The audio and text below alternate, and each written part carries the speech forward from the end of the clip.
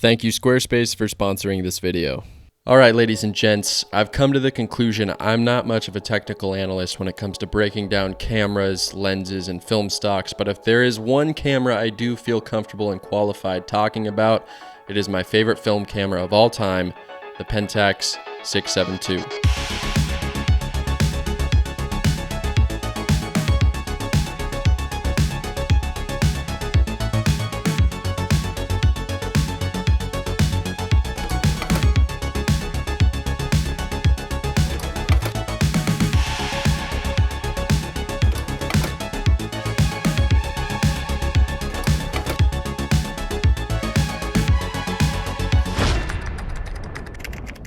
So as I mentioned, I've shot on both the original 6x7 and the new 67ii for quite some time. I'm basically just going to run through these cameras left to right and talk about every difference there is between these two models. So starting off on the Pentax 67ii, we'll talk about the build, I guess, first. The 67ii, it's a little bit lighter. It feels a little bit more plasticky. The Pentax 6x7, the original models, they're more robust, they're a little heavier, it feels more solid and sturdy. I would say, if you're gonna use one of these as a blunt force object, I feel like you have a better chance at causing some real trauma with the OG 6x7 as opposed to the 67ii. So starting on the left side of the camera, the 67ii, the film door, the way that you open it is a little bit different. It's just a mechanism right here on the side. On the original 6x7, the mechanism to open the doors on the bottom. It's a little bit harder to get to. Now with the film doors open, the only real difference on the 672 is that the start line for 120 and 220 film is in the exact same place. And on the original 6x7, the start line for 120 and 220 is different. Also talking about 120 and 220 film, on the original 6x7, there's a little dial here on the side of the camera that you have to flip with like a quarter if you want to switch between 120 or 220. On the new 672 model, you just have to put the 220 film in and then switch over this pressure plate on the inside, which you also have to do on the 6x7. Real quick, on the bottom of these cameras, they did redesign the battery location a little bit. So on the old 6x7, the battery compartment is right next to where you put like a base plate, which is a little bit inconvenient because that means you have to take your plate off if you want to change the battery out, but it's a nice simple mechanism. Just turn, twist, battery comes out. The 6x7 uses one 4LR44 battery, and on the 672 they changed the battery location to over here on the side. You can just unscrew this with a quarter or something, and these take two C123A batteries. So now onto the top of the cameras here. On the old 6x7, if you got the TTL metered finder, you'll notice that it kind of has this arm that sticks off to the left side and attaches to the shutter dial. It's a little bit bulky. They got rid of that on the 672. So the 672 just has a real simple prism that attaches to the top of the camera, real easy to take on and off. All of the metering is done inside of this prism right here. On the shutter dial itself, you'll notice a difference here on the 672, and that is the inclusion of a little A mode, and that is obviously aperture priority, which is not found here on the OG 6x7. This is a big reason why I like the 672.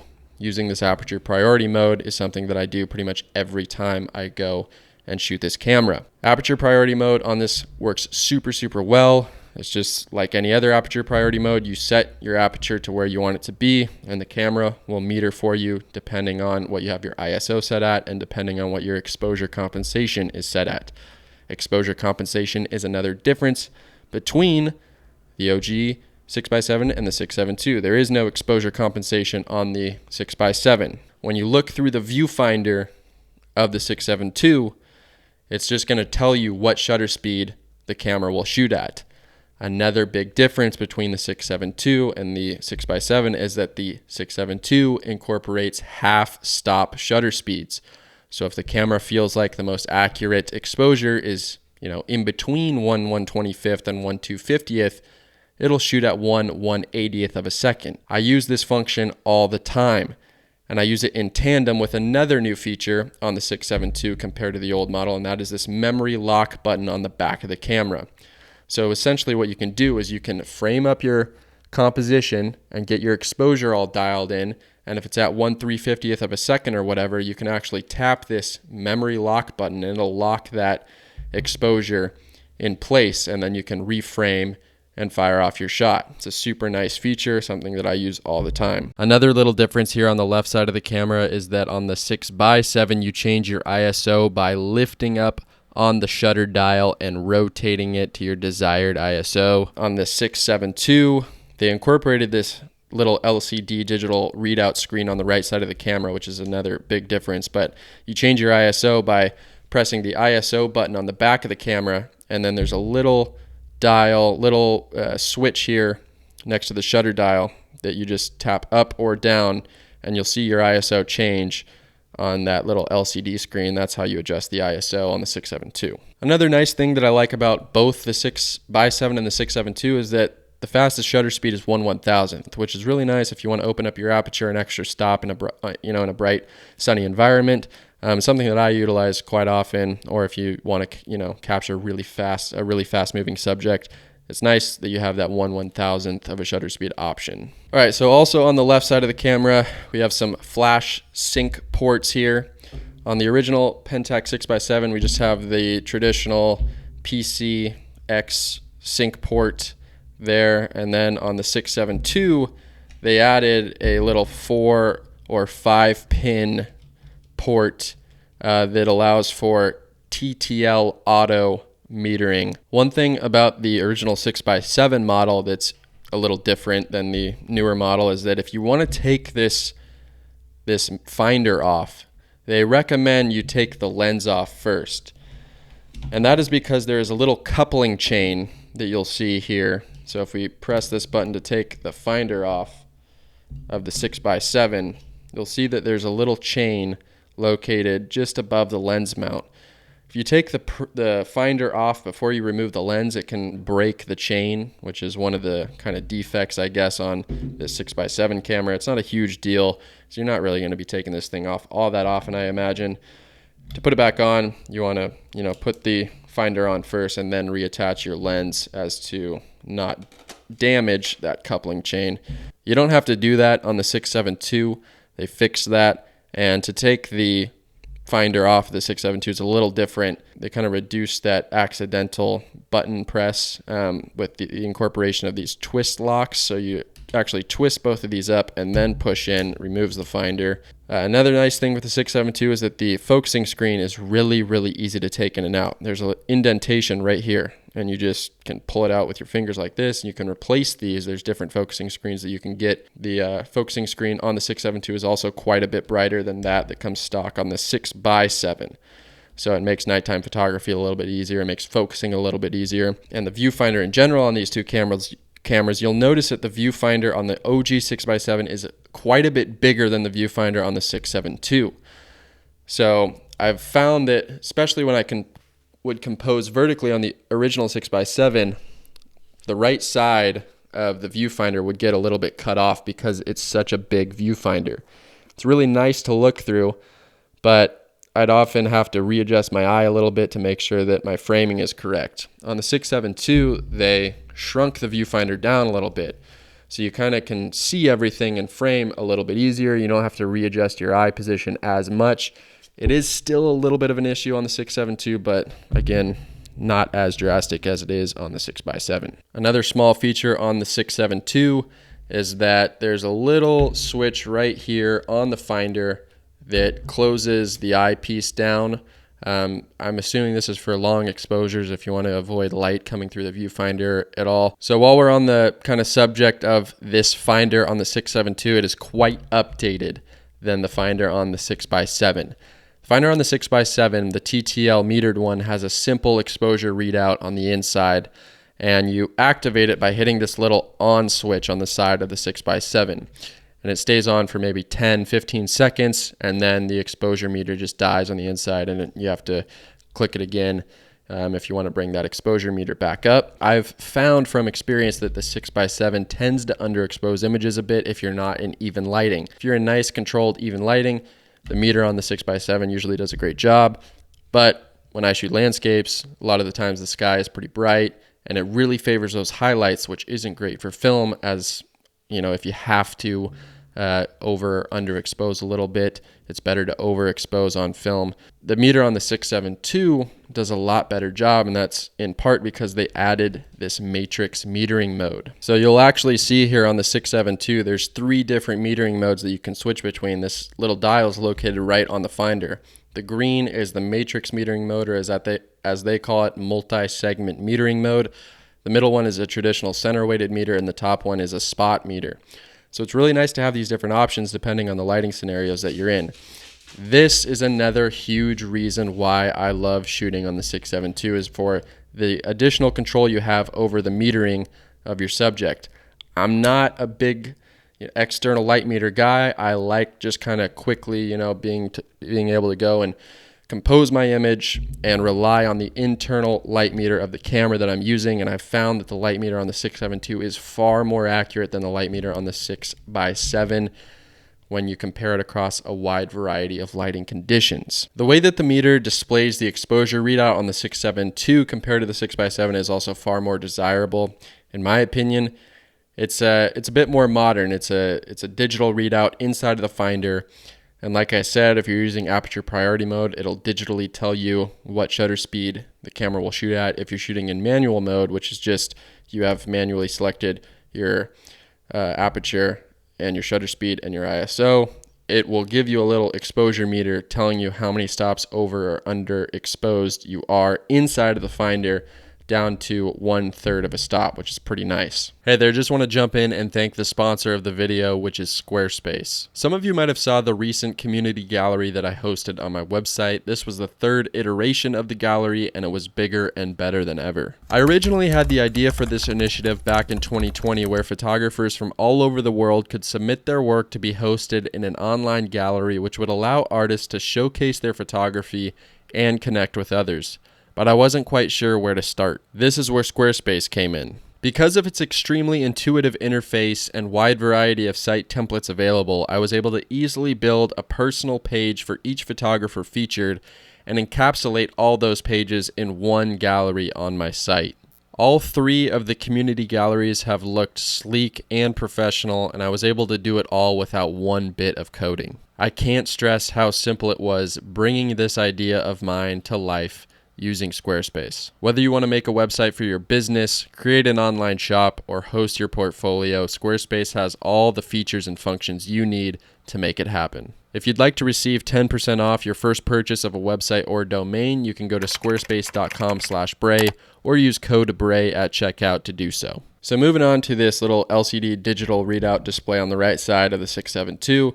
The info that you'll find here is the ISO that you have set, the frame count that you're on, and if you need to wind the film, there will be a little kind of animation thing telling you to wind. And then also, if you have a flash set up with this camera, it'll show you kind of that flash setting going on right there on the display.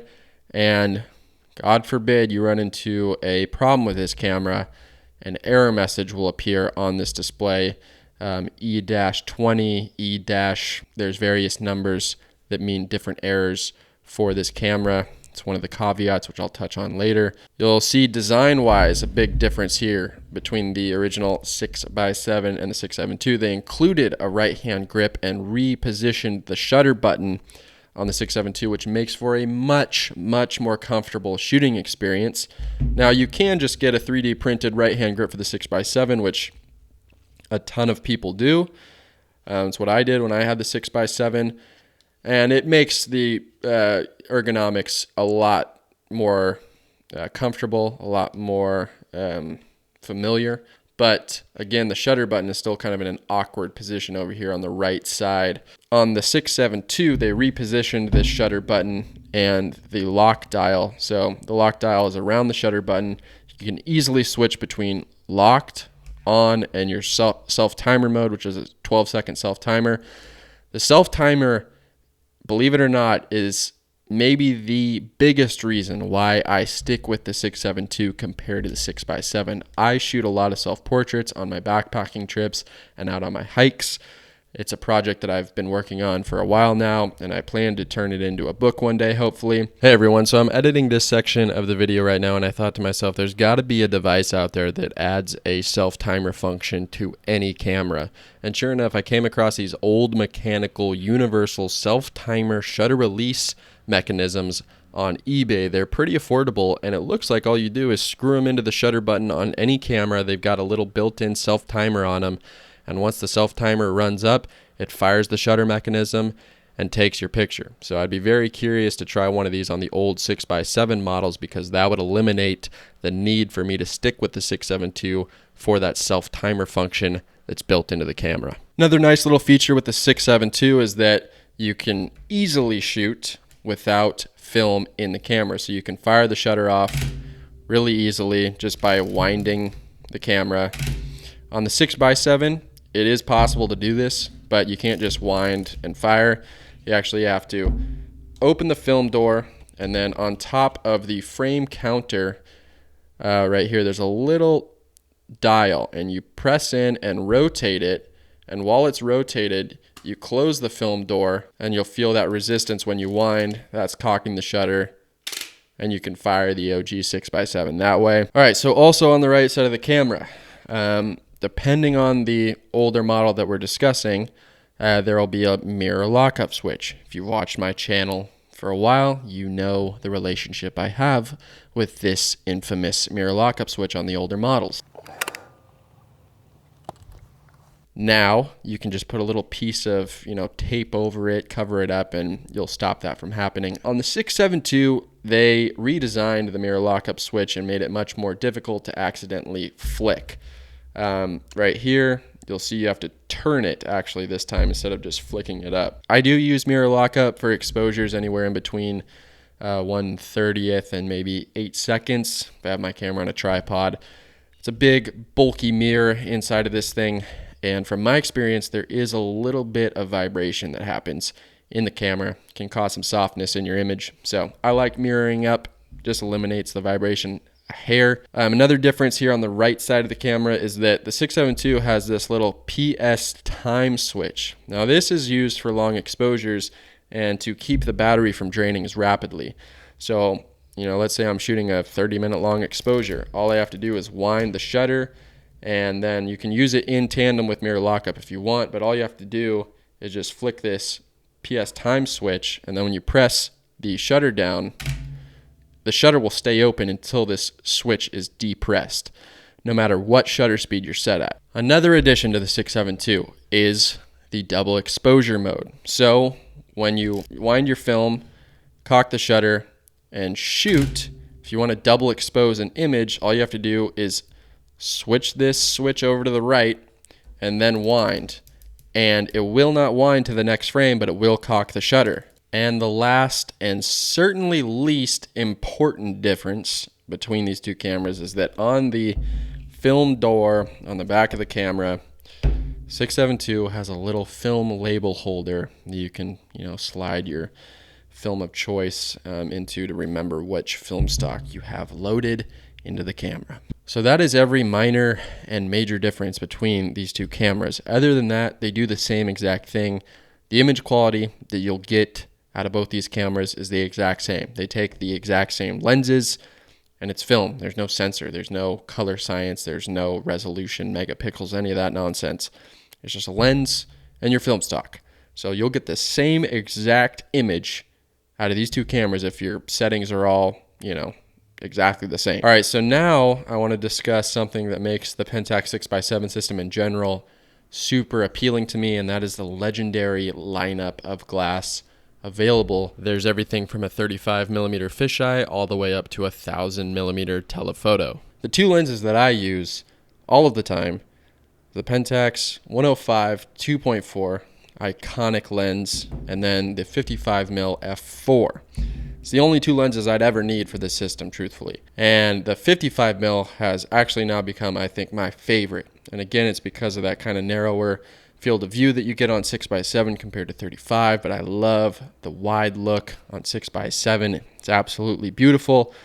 But the 105 2.4 for portraits, it's really hard to beat. One of the best rendering lenses I've ever used. Shooting it wide open at f2.4 is roughly the equivalent depth of field wise as like a 1.1 or 1.2 lens on 35mm, and you get some exceptional kind of swirly bokeh on the 105 that's just beautiful to look at. But overall, I feel like the lenses for the Pentax 6x7 and 6.7 II render the most beautiful images of any 6x7 lenses that I've shot on. I've shot on the GS1 lenses and I've shot on the Mamiya 7 lenses.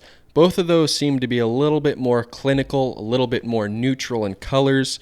The Mamiya lenses are known for being maybe the sharpest, some of the sharpest glass ever produced, which is great in theory, but I prefer a little bit more of a softer, creamier look, which these Pentax lenses deliver really, really nicely. They're a little bit more saturated, a little bit more depth, it seems like, with these Pentax lenses. Maybe that's just, my little bit biased opinion speaking, but I truly believe that these lenses render subjects and render photos in a way that I haven't seen another lens do.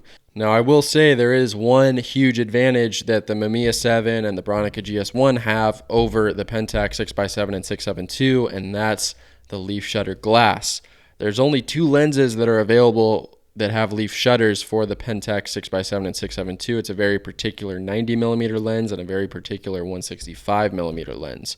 Otherwise, you're stuck at 1/30th of a second for your flash sync speed, which is a bit slow, but I have shot at 1/30th and even 1/15th of a second using strobe lights in the studio, and the images were completely fine, super sharp, great detail. But I will say, if you're shooting flash in daylight or you're shooting a fast-moving subject with flash, the 1/30th of a second, it's going to be a bit of an issue, and it's really nice to have those leaf shutter lenses that are available for the Bronica GS1 and the Mamiya 7, so that you can sync your flash up to speeds of 1/500th of a second. Okay, now I'd like to talk about some of the downsides that come with the 6.7 II, and they can be catastrophic. On the older 6x7, there wasn't as many electronic parts inside of the camera. The 6.7 II saw a lot more upgrades on the electronic side of things. Those can fail. And one of the reasons why is because they used a lot more magnets inside of this camera, and those magnets can die